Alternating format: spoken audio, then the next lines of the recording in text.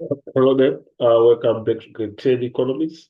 This video, I want to look at an essay question, and we are going to look at the question paper of March 2023. So we are going to look at question 5 of this question paper.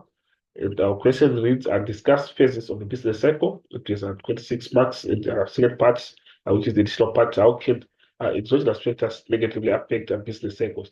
10 marks. So remember, the layout of our essay, we are supposed to start with the introduction, and then go to the main body. After the main body, you go to the conclusion. So inside the main body, also you need to also include your additional part where we are having our second point representing the additional part. So in introduction, remember you can just define one of the terms that is in the question. So in this case, we have got business cycle. So we can just describe what is a business cycle. So basically, that's what we have. So we are going to go straight away and go to the main body, whereby we are going to look at the phases of the business cycle. Remember, the phase of business cycle starts from the recovery, and then obviously we go to the expansion that represents an upswing. So under the upswing, that's where we've got the recovery phase, and also we've got the expansion phase. Recovery phase being the phase that is just above the trough point. After coming from the trough, you go to the recovery stage. Then as we progress as economic activity is increasing, we now enter into the expansion phase. Then obviously we reach the peak now, which is the highest point, and then after the peak, we are going to start with the downswing phases, whereby we are going to start with a recession, and then as the economic activity goes on declining, we enter into a depression. That is a period that is just near the trough. So this is what we have in terms of these phases. So we are going to start on the initial phase that we have. That is we are going to start with the recession, which is during the recession, unemployment increases due to the fact that businesses have to lay off workers. So basically, during the recession, that's where we're going to have a decrease in economic activity. So obviously, the decrease in economic activity is also going to affect the production capacities of business, as they are now making less profits. So there is going to be contraction of production capacities. So the contraction of production capacities will lead to less workers being accommodated in workplaces, and we are going to see unemployment increasing. So that's what we have in the first point. Then a second point is saying there is a decline in economic activity and the economy slows down, exactly. And consumer spending decreases, especially on durable goods. Obviously, consumer spending will decrease. Remember, the recession also is characterized by increase in the general price levels in the economy, which is inflation. And obviously, spending will be also negatively affected. Then we go to the last point, the level of inflation will decrease uh, as people have less disposable income. So we can also have the level of inflation decreasing. Level of inflation decrease because we are saying we are having less disposable income. As we are saying, this is a recession whereby disposable income is less due to the economic activity that is decreasing. So that will also, from the point of view of demand effects, we are going to say that as disposable income decreases, also the demand for goods and services also is going to decrease. And we know that according to the general movements or adjustments of the forces of demand and supply, when demand decreases, level of demand decreases, also prices will go down. So, and this is another possibility that we can have in a recession. Remember, we have uh, our supply curve and demand curve, and if we have a movement of demand curve indicating a decrease in the level of demand, the prices will also go down. So basically, this is another possibility. So we go to another phase that we have, which is the depression. Depression, we are saying, is the economic activity goes and on decreasing. It finally reaches a depression. That is a phase that is just before the trough point. So remember, the trough point is the lowest point of the business cycle. So the first point is saying during a depression, money is in short supply, leading to a further decline in spending. So there's a further decline in spending. There is a negative impact on investment spending, obviously, and then when economic activity is at its lowest, that is a trough is reached. So as we go down and down after the depression, that's where we're going to reach the trough. we reach the trough. Then there is competition for jobs and the cost of production decreases. There is a competition for jobs. And then lastly, this encourages foreign trade and leads to a recovery. So finally, it will lead us to the recovery. So the recovery will be the period after the trough. And then now the economy is starting to pick up and increasing. That's why we are going to have the recovery. So the next stage that we are having is the recovery. So on the recovery, its first point is saying during the recovery period, production increases and more jobs are created. Consumers are start to buy durable goods again. So on the recovery, the economy is starting to pick up. Economic activity is slowly increasing. The economy is recovering from the trough, which is the lowest point of the business cycle. So, next point is that business confidence rises and there is increased spending by firms. And then lastly, there is increased economic activity and the country enters into a period of prosperity.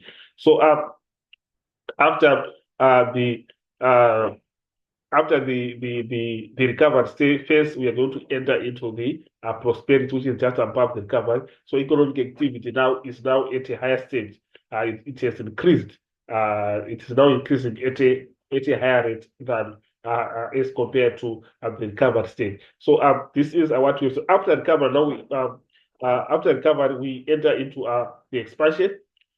During a period of expansion, there is a great degree of optimism. Employment levels rise, salaries and wages rise, and spending increases. So that's where we're going to have economic activity now increasing at a high rate. And lastly, a large amount of money is in circulation, and this leads to an inflationary situation. So basically, the inflationary situation is being led by a demand pull. The demand has increased due to the larger amount of money in circulation, and we know that obviously, according to the concept of force of supply and demand, when demand increases, obviously prices will increase. So this is basically explained by the forces of supply and demand. So this is the general explanation that will lead to that increase in prices. So we are saying this is, for example, this is our demand curve and this is our supply curve. So basically that's what we have, and we are saying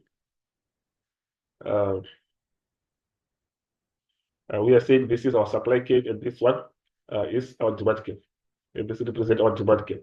So when we have now the demand curve, the demand increasing, that is in the expansion, is going to lead to inflationary situation. So we are saying demand curve will increase to this point. So this will be our new demand curve. In other words, we are saying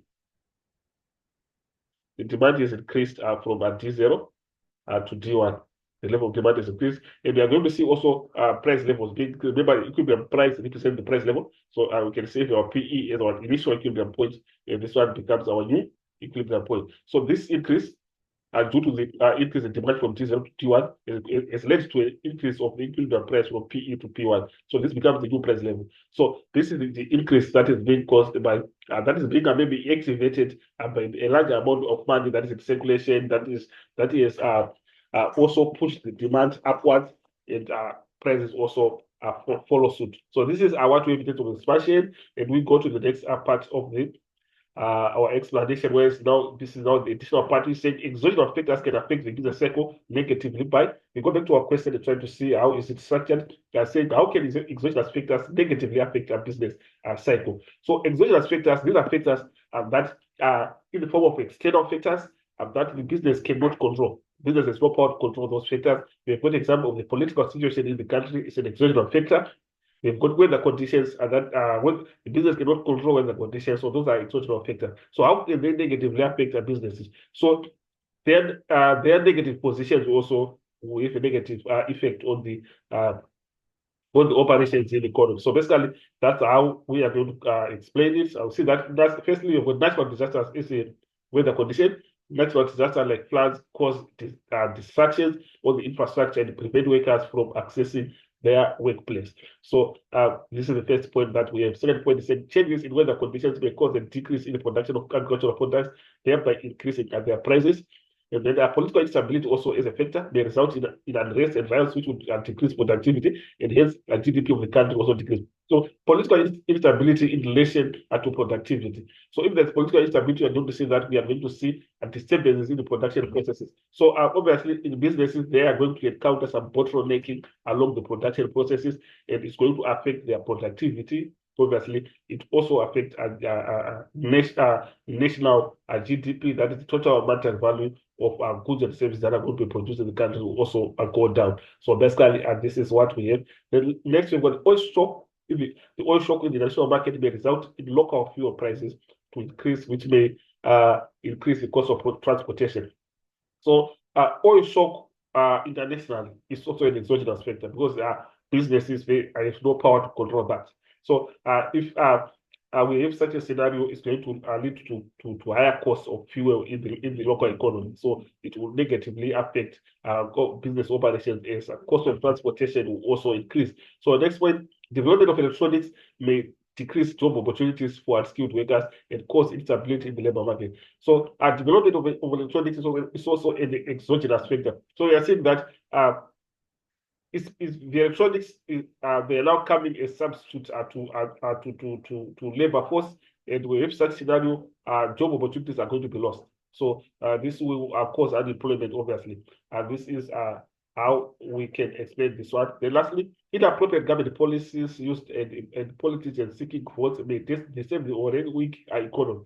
So government policies also come as an exogenous factor because remember the position of position of which the economy is operating is determined by the government policies. So for example, fiscal policy is the main policy that we have that is controlled by the government, can determine the pace at which the economy is progressing. So obviously, if we have inappropriate government policies, which might be activated by political ambitions, obviously by political parties in the country, that maybe they want to win votes and then they set positions of economic activity at which is not appropriate and which will affect operations of the businesses. It will be a negative effect on the operation of those businesses. So this is the last point that we have in terms of the external part. So obviously, the last part we are going to come up with a conclusion.